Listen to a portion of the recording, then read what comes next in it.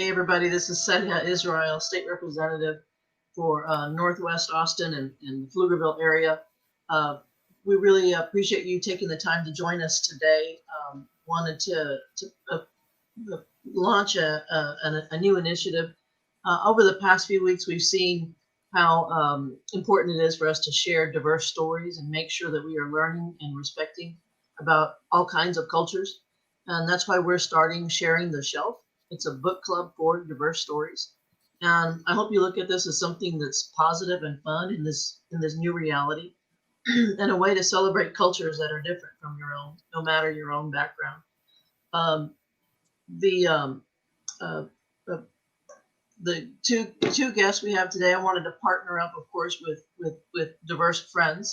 Have Renae Mitchell, who's a Pflugerville ISD trustee, and Don Tate, noted author, children's author, and illustrator.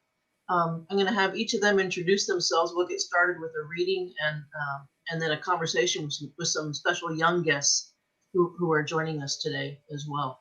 So Renae, let me turn it over to you and have you do a more detailed intro, and we'll go to Don. Certainly. Thank you, Cecilia Israel, for inviting me to be a host with you on this. I am a mother of two in the Pflugerville area and a community leader in my community. Growing up, for me, education was important for my father and my mother for us to get a good education. And so I imparted that, my husband and I imparted that on our kids as well. Education is very important. Reading is very important.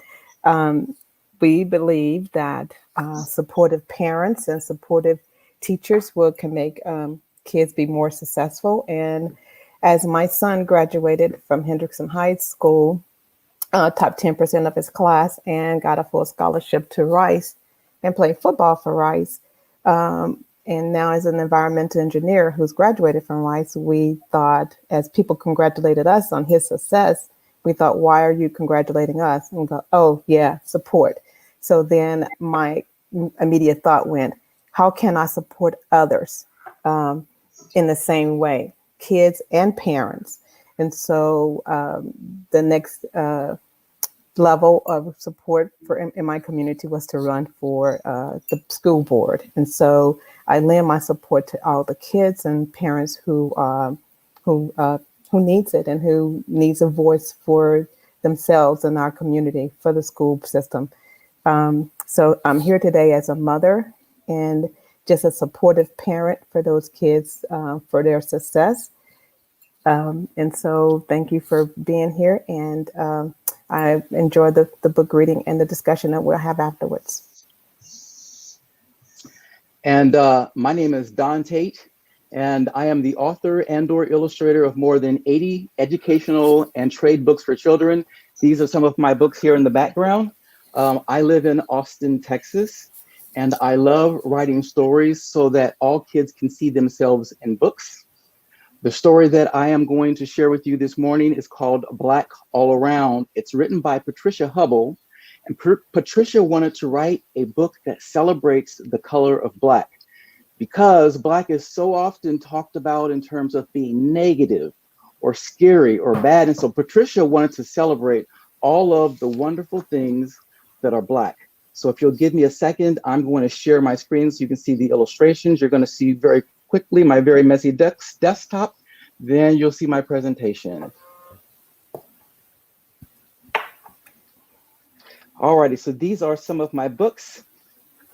There is my Twitter feed if you'd like to go check me out. And this is the cover of Black All Around. Look high, look low, look everywhere. The wonderful color of Black is there. Sleazy, jazzy, warm and cozy, beautiful Black, Black all around. Like the inside of a pocket where surprises hide. A nighttime lake where fishes glide. The wonderful letters that fill up a book, a hole in the ground that's a little mole's nook, the gleaming paint on a limousine, the braided hair of a stately queen. This is probably the most difficult book that I've ever illustrated because it uses things that are Black that don't go together. We have a hole, we have letters, we have a car, and we have hair. Those things don't go together, but it's my job as the illustrator to use my imagination and creativity and put all of those images on a page and make them make sense for my reader.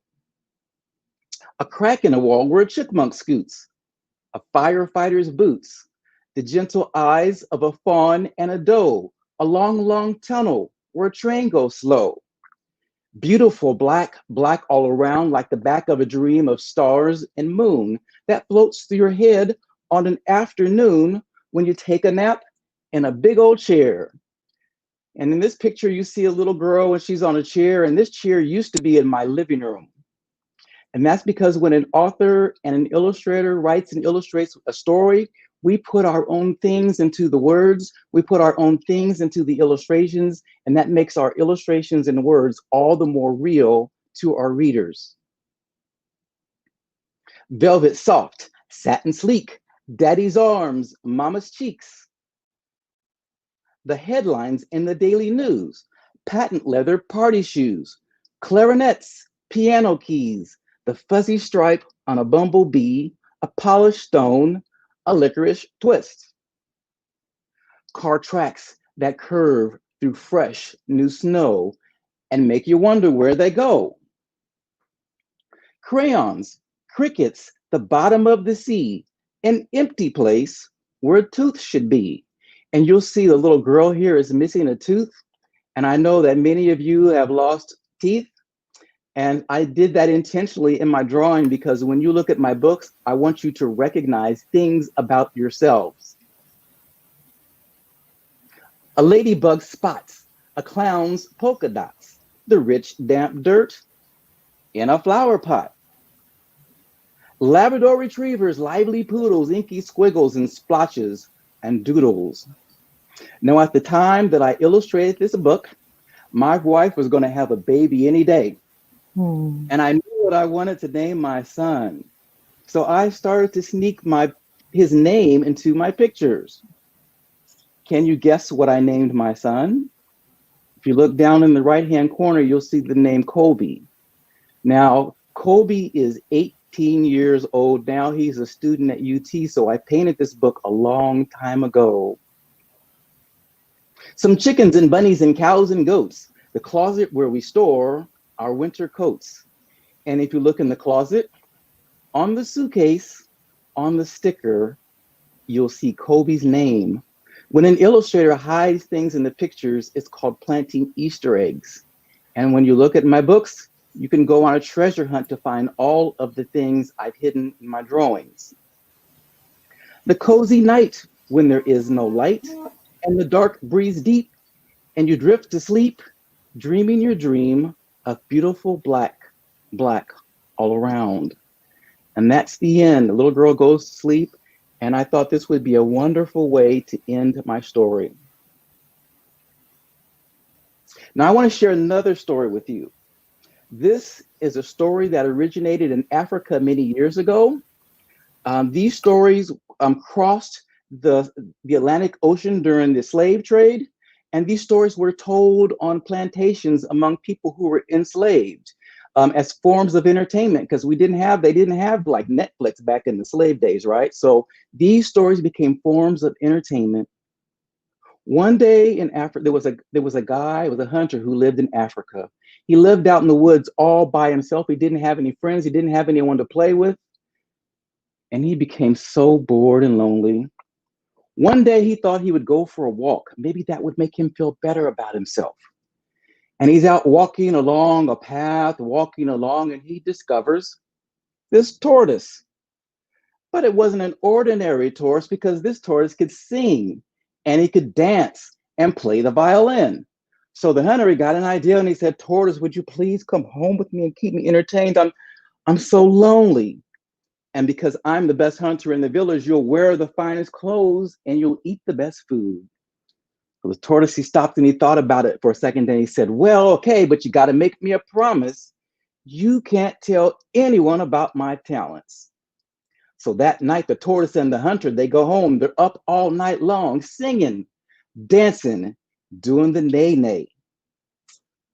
Well, The next day, the hunter, he goes out in the village and he starts bragging to everyone.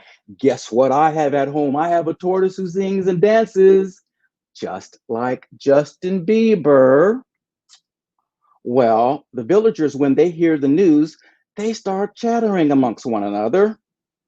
Hey, you, guess what I heard? The hunter has a tortoise who sings and dances just like Justin Bieber.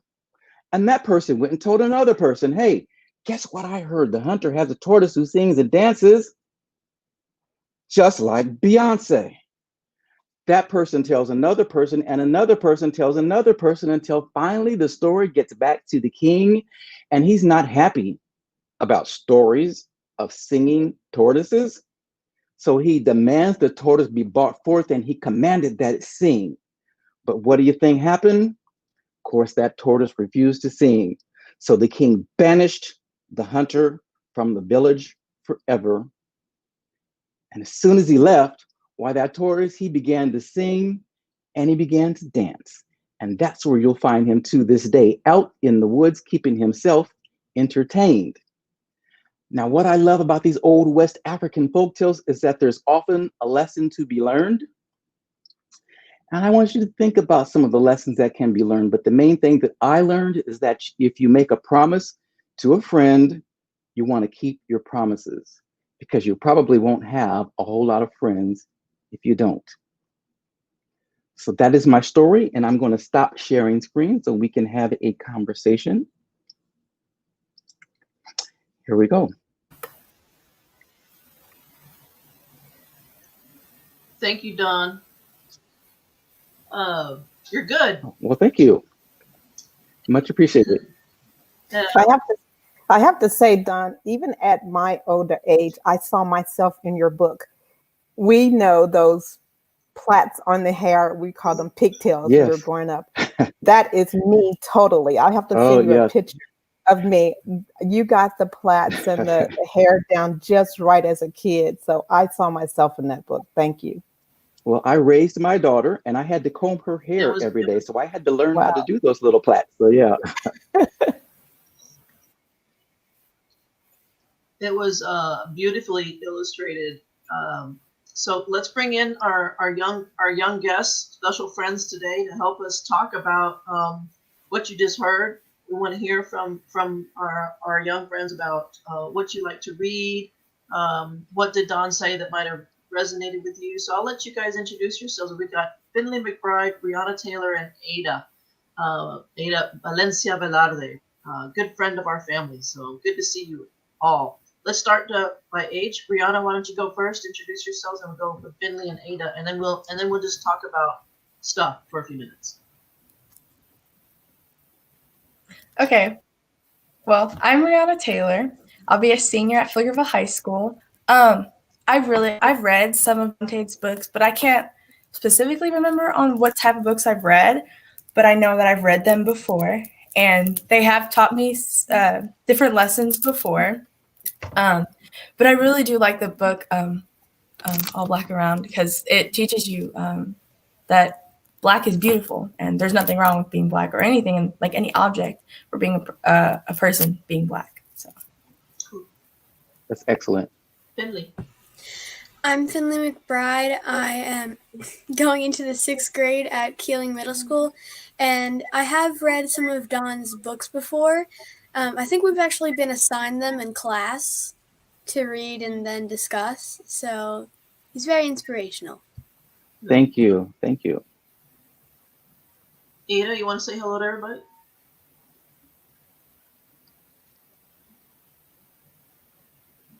Hi, my name is Ada Valencia Velarde, and I go to Maplewood Elementary. I'm going into the 3rd grade, and I have read a few of Don Tate's books.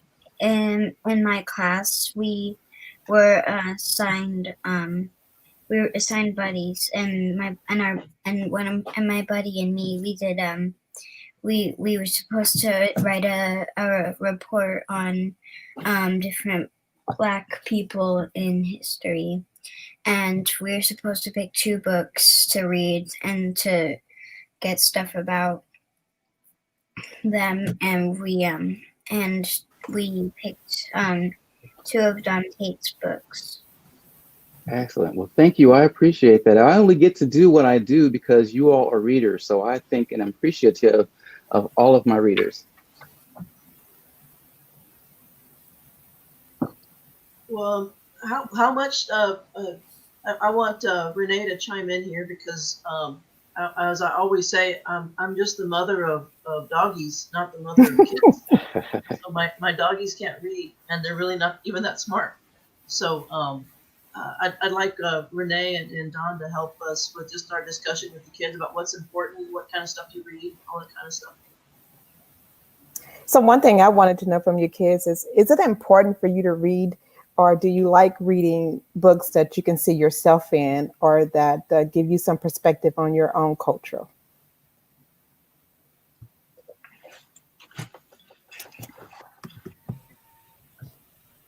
Any one of you guys can answer that Kind of question. like a mix of both. Okay. I mean, I like really both because they both. I like whenever That's okay. It's okay. I like whenever it reflects on like I can relate to the character in the story. I also kind of like where that character is the same gender as me, or has the same heritage as me. Mm-hmm. Mm-hmm. That's wonderful. Yes, that's important. So I want to ask you guys another question, you students. So how important is it for you when you're in school to have somebody that looks like you to identify with? How important is that to you? Well, it's not really that important to me. I mean, the people I'm friends with don't have to look like me. I mean, it's perfectly fine. It's just a skin color. I love that answer. Yeah. I think that it's fine if Yeah, I love that I answer. feel like that if somebody can relate to me with my culture and my religions, that I feel like they might be able to know me a lot better because we have more in common. But I have a friend who's from Japan, and me and him get along really well. Wow. Brianna, what kind of things are you reading right now? What do you look for? See,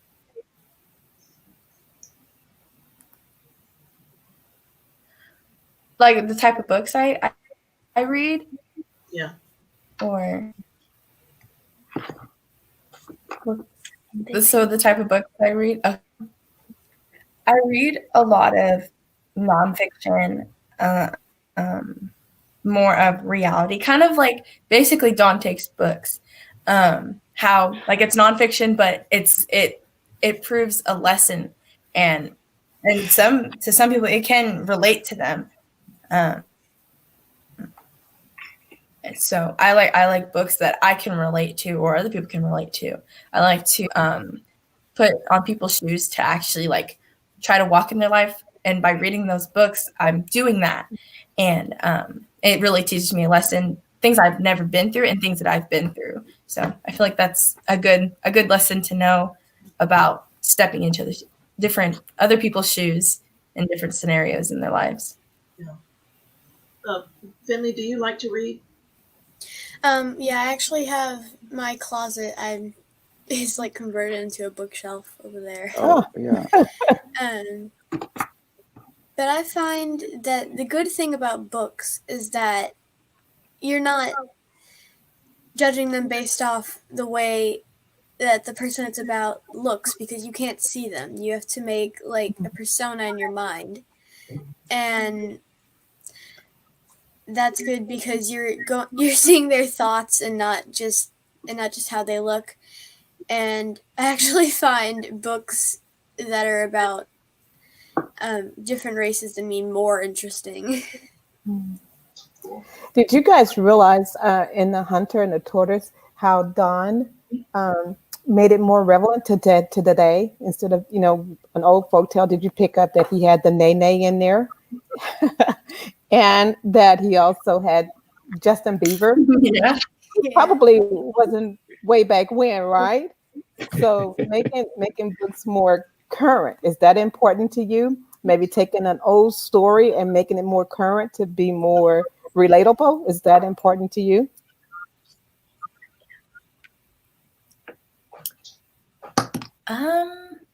I'd say no, because I really like the past, like especially like the 90s, the 80s. Like I love the style and just the lifestyle. But I can kind of say I like both, learning from the past and then things that I can relate to now. It's kind of like a contrast. So I can learn from things that I can go through now and things that others have gone through back then. So I think that's pretty cool. How about you, Finley? How do you feel about taking old books and making them more relevant, or did you like the history of things? I I also agree. I like both. It's good to read things how they were meant to be told, but it's also good to have relatable things so that you can understand it better. Ada, did Don's book make you want to do the nay nay? I wanted to do it. I also like whenever but I like whenever I like fiction books. So I like Oh, yeah. they put together the nonfiction and the fiction because it makes me feel more in my comfort zone because you know that some of it couldn't really happen, but you know that some of it still really did, and it feels like you like what if you it feels like if every time I read a book, it feels like some part of the history that I didn't know had just been placed. Like a block had just been placed way down at the bottom. And Mhm. it feels like that you know what you're how somebody how somebody could have been in the past because the past is the present and the present can be the past. So yeah. I think what you're describing is historical fiction, right? Because with historical fiction, it's a fictionalized story, but it takes place and is told around real life true events. And so Yeah. that's another one of my favorite genres. Yeah. So let's see if we can influence Don to write another book, and let's give him some feedback on what that should look like. So if you guys had to import your opinion into Black All Around, what would be something Black that you like that you might, if he thinks about a sequel to this book, he can put in our suggestions about what in our world we play with, we wear, we hear that it's Black, that we can maybe have him to do a sequel book and put us in it. Or a book idea. Yeah, just like he illustrated. Ada, any thoughts? I Your would hair is say like beautiful. music. Like, Oh God. Yeah. I think that the color black is just amazing. That's one of my favorite colors. But also something black that I know is it's like the screen of a computer or a laptop. And Brianna, you were gonna say? Actually, most laptops are black. I would say like for like a book idea like about like history of music or like art, like architecture. I feel like Oh, that'd be that's a good really cool idea. to dive into the history of architecture, music, and art. Those are wonderful ideas. Thank you. I would say like a book about all the things that wouldn't Thank you. exist if it weren't for Black people. For example, like light bulbs, they wouldn't last more than I think 8 hours if it weren't for a Black woman. Well, I appreciate those suggestions, and I always do listen to the suggestions that I'm given by students and teachers. Earlier this year, I was in Chicago, and I was presenting at an elementary school. And after I finished, one of the fifth grade teachers came up and said, "You ought to write about this person." I can't say who it is yet because the book's not out yet. But I had never heard of this person, and I did some research, and I became really inspired.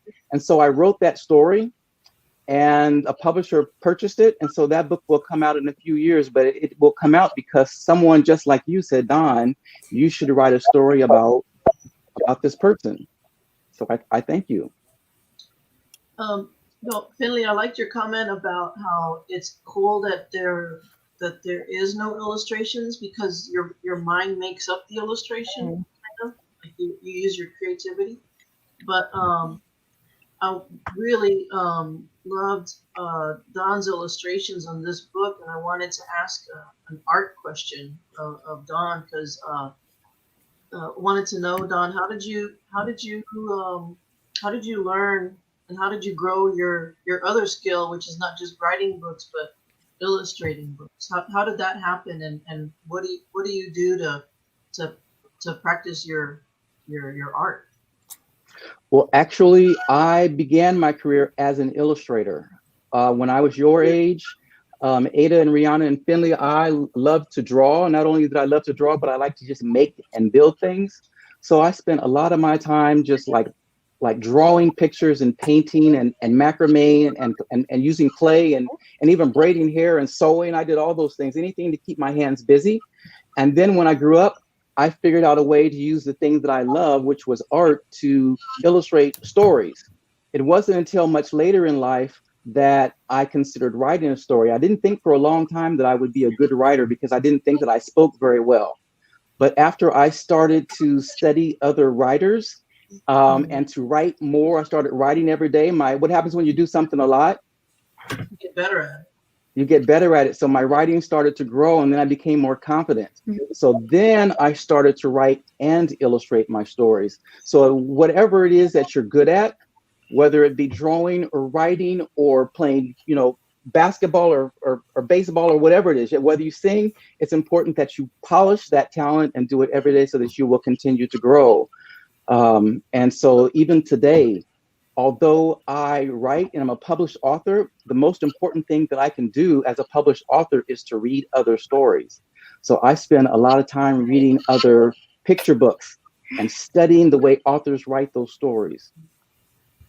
So Don, I have a 16-year-old who's going to be a junior next year, and she's a great artist, but it's a pastime for her. And I am trying to inspire her and tell her to do more drawing and art. And so this year she decided to do an art class. So what can you tell those kids? Because I think all our kids have some natural talent when it comes to art and drawing when they're younger, but then they lose an interest in it. So I'm great. My daughter is now picking it back up. So what can you do and say to inspire those young artists out there to keep going, even if it's just a hobby? And sometimes your hobby doesn't have to be your main purpose or the one thing that you do, but you can continue. But so what would your what would be your inspiration? It froze up there, yeah. So I would suggest for me is variety and to change things up. If you have seen some of my books, you'll notice that every book has a slightly different style and a slightly different medium. And that's because I like to keep it fresh. I like to make the work fun for me. I would get very bored and probably lose interest if I were to paint every book in oil paints, or if I were to create every book in watercolor. So with the last two books that I illustrated, I'm experimenting with collage, and I'm experimenting with digital collage, which means I'm doing it on my computer. And I don't know how to do digital collage on my computer, but trying something new is what makes it fun for me. And I may discover at the end that wasn't really a whole lot of fun. Maybe I'll try something different the next time. Or I may discover that, wow, that was a blast, and I'm going to continue on that path for a while. So the way for me to keep interested, whether it's art or whatever it is to be open to trying different things all the time. That's a good answer. I like that. I'll have to tell her that. Um, make sure we covered things for Finley, Rihanna, and Ada. Why is it? I have a question for you guys because I always I don't know how somehow I read a lot of books when I was a kid, and I don't read hardly anything now besides just news. I'm wondering why do you think you like to read? What happened? Do you know why, or is it just because of school or a teacher, or why do you think you like to read? I mean, I love that you like to read, but I don't know. I don't know why some kids like to read and some kids, for them, it's like an assignment. Like I have to do it. Well, I mean, I have both those feelings, feeling like it's an assignment and liking reading, because it's often really hard for me to read a book if a teacher assigns it, because then it feels like a chore. But if I'm reading like on my own and nobody has told me to do it, then it's just it's really relaxing. And as I said before, you like make up for some of the people and how it looks in your head. Me and my mom on like a weekly basis have arguments about how the characters look in a book we've both read, and yeah. Rihanna? I kind of want to piggyback off of Finley. I totally agree. I feel the same exactly. And especially in high school, there's like a lot of books that we have to read, and book reports, and like we're always reading a book. But I feel like some stories like that they've given us a really good lesson, and they actually teach some of them. Some of them don't, but to me, but I do like reading, but it does take a while for me to actually find a book that fits my interest, because like I'm very picky when I read, because there's only specific things that I like to read, but I am kind of open to reading different types of genres. But other than that, I just like reading to learn different scenarios, I guess, and different backgrounds of people. And that's why I like realistic fiction, because that can happen. Like that's somebody's life. If so. Cool. I can agree with Finley. I like if my teacher assigns me something that I need to read in like a span of like a week or so, sometimes like it feels like that book, like it just doesn't fit me. But like if I'm reading it like where like nobody is telling me how I need to read it, or when I need to read it, or when I should be done. Like if I'm just reading it and going with the flow, I feel like that I can actually like that it's actually a good book. But reading to me is it's really good, but I just like different genres, and sometimes my teachers, I guess, don't understand. So I'll Don, I have a piggyback off question of for you. some of, Oh. yes. No, go ahead. You go ahead.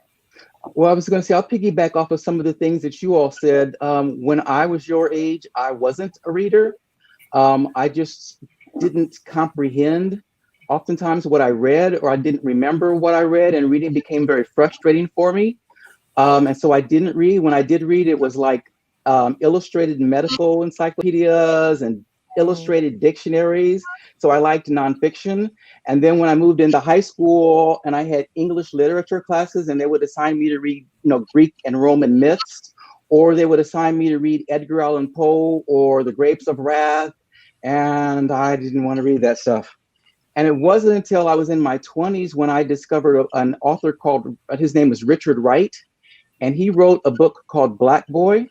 And I fell in love with that book because that character looked like me and shared my culture.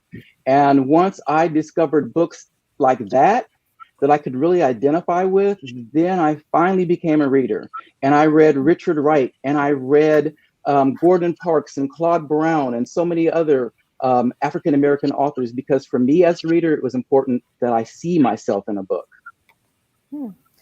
So Don, what do you like most, writing or illustrating? Because you have a unique knack. I mean, a great knack. I mean, a great, you do both greatly. That's what I'm trying to say. Well, thank you. What I've discovered is that I like doing both equally. Writing at first was a struggle for me, but I wrote every day, and again, I got better at it. And what I've discovered is that writing is just like painting a picture. Only instead of using oil paints and chalk and pastels, I'm using adjectives and verbs and very visual words to paint a picture with words. And so I love writing so much now that the book that I mentioned earlier that I wrote, I sold it, but I've asked that someone else do the illustrations because that's going to free me up to write a graphic novel. So I'm going to spend more time writing a story and just immerse myself in words and then create the little drawings that go along with it. So I love them both equally. So you mentioned an interesting word, graphic novel. Okay, so as we were growing up, those were called comic books, right? Okay. Are they Yes. the same? What is the difference between comic books and graphic novels? What are we? A comic you book know, is Yeah, more. you explain for me. Yes, I would love to hear you, Finley. A comic book is more like, it's generally like a superhero story, but it doesn't have to be, and it's very short. And a graphic novel is basically just a book that's told with illustrations and speech bubbles. So like, a comic book would be like 3-4 pages long, but a graphic novel would be like 150. Wow. I think that's the perfect definition. I'm actually studying that genre myself so that I can write one. So I've been studying books like New Kid by Jerry Craft. Are you familiar with that book? And Hey Kiddo and El Defo. So Oh, those yeah. so those are three graphic novels that I'm currently studying just so that I can better understand the genre myself. I have El Defo on the bookshelf over there, actually. Okay, yeah. I reread it all the time.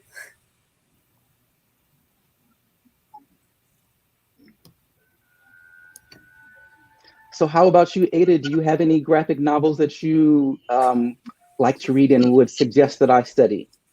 Well, my dad got me into Star Wars when I was about 4, so I really like the Star Wars graphic novels. Excellent.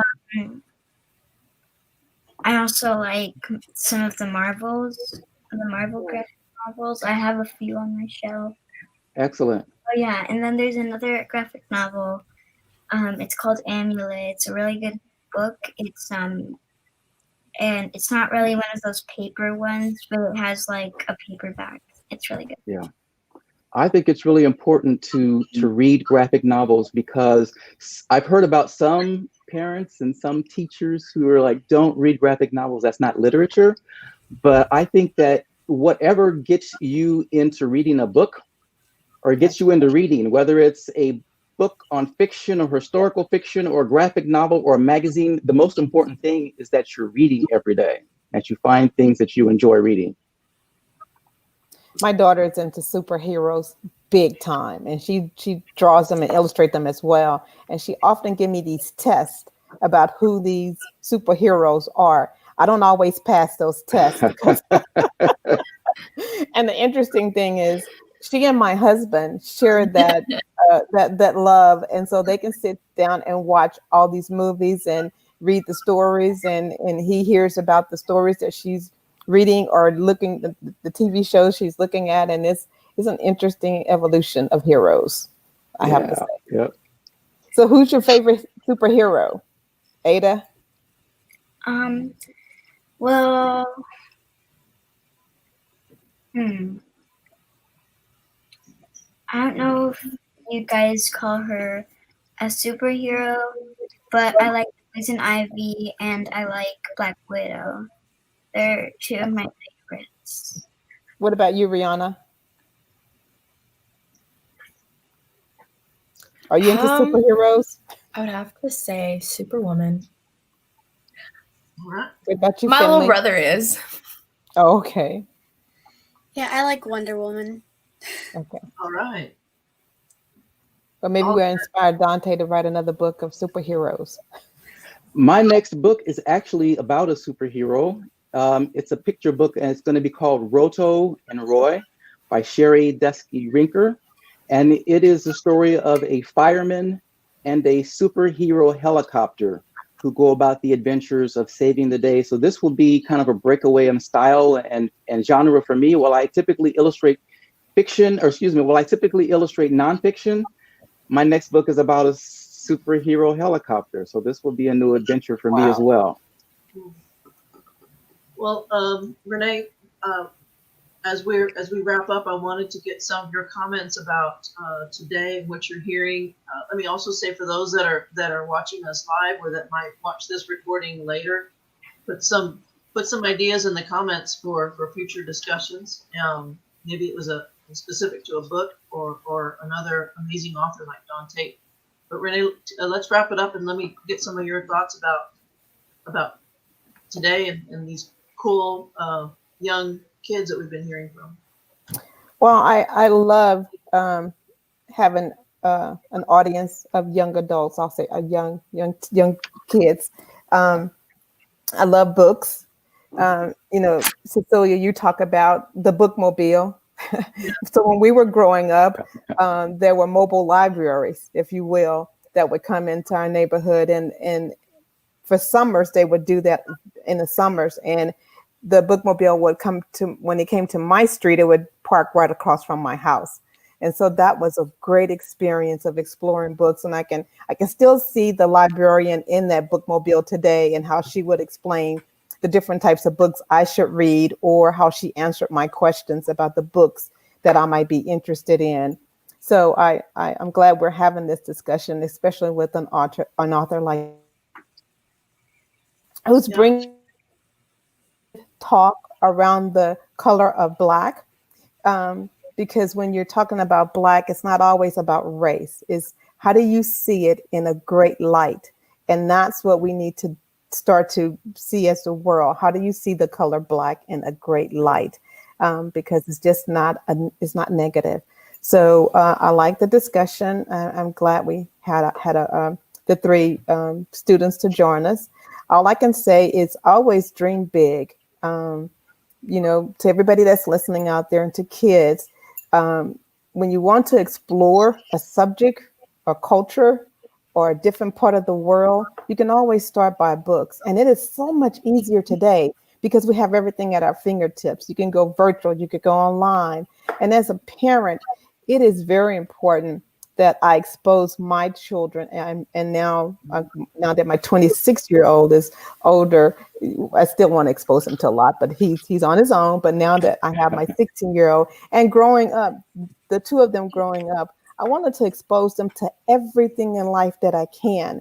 And then when they grow up, or when they're on their own, they have this sort of research to go back to really understand and know what they want to parent, for us to expose our kids to different ways of life and different things, because God forbid, when we're no longer here, they're going to have to fend for themselves and be on their own.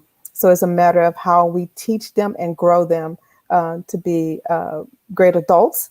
With the three we have here, you guys have just blown me away about your knowledge of books and just your speak and your articulation. And I know, Rihanna, you started the Juneteenth thing in Pflugerville. So kudos to you for being brave and probably stepping out of your comfort zone and being scared about going to things that you don't know about. It's okay to be scared and inquisitive and positive and successful, all in those same rights. So kudos to you for that. And any kids that are listening, I would say, your parents are your biggest advocates and your supporters. God put us on earth for a reason, to help you through life. Rely on us, talk to us. Please keep open communications. That's one thing about my kids. We talk about any and everything.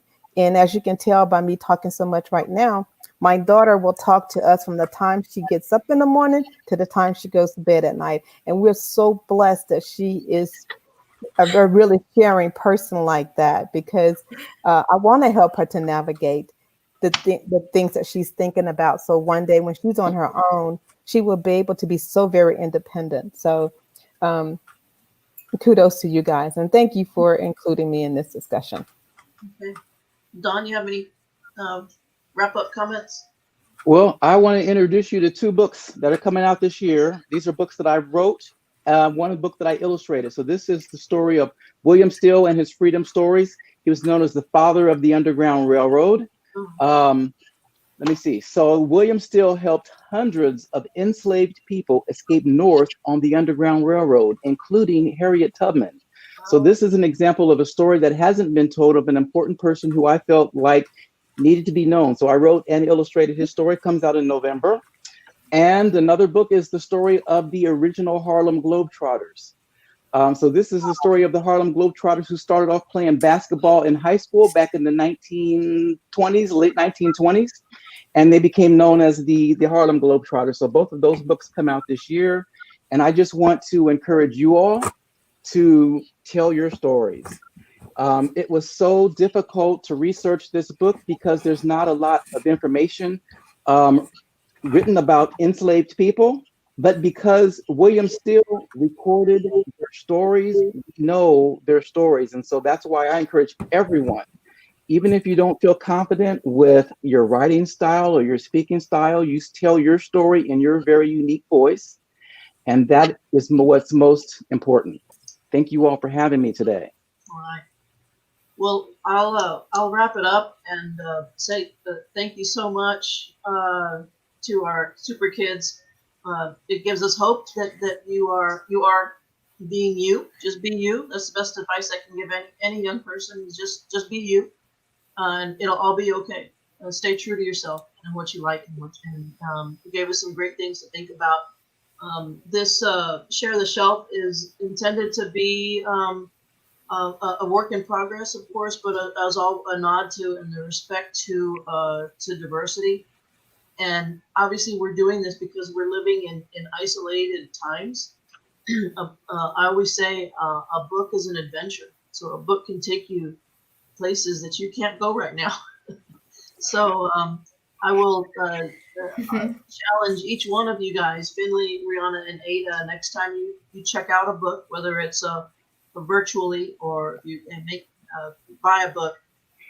It is. I would challenge you to help us by checking out a book that has a character that's different from you, so we can respect diversity and continue to respect diversity. And that's what I would ask. We have parents watching today, and hopefully some other kids watching today. Send us any ideas for moving forward, so we can do this. We're going to be doing this every couple of weeks, and our next topic is going to be. We've been working with some of our friends who are curriculum experts and librarians, and our next topic is going to be a talk with librarians about library resources, because there are a lot of resources out there that we can take advantage of right now that don't cost us any money. So thank you all for being with us, and Renae, thank you so much for joining me, and for Don. I know there's a lot of demands on our time. Kids, you were awesome. We will say goodbye, and again, any ideas and suggestions, please put them in the comments, and we will take them into consideration and try to do good things during these very difficult times. Thank you all very much. This has been a Thank good you. break for me as well, as the kids are, we're in this pandemic stage. So this has been a good getaway mentally for me as well. So I still have kid at heart in me. So thank you so much. All right. Bye, guys. Have a good Bye. day.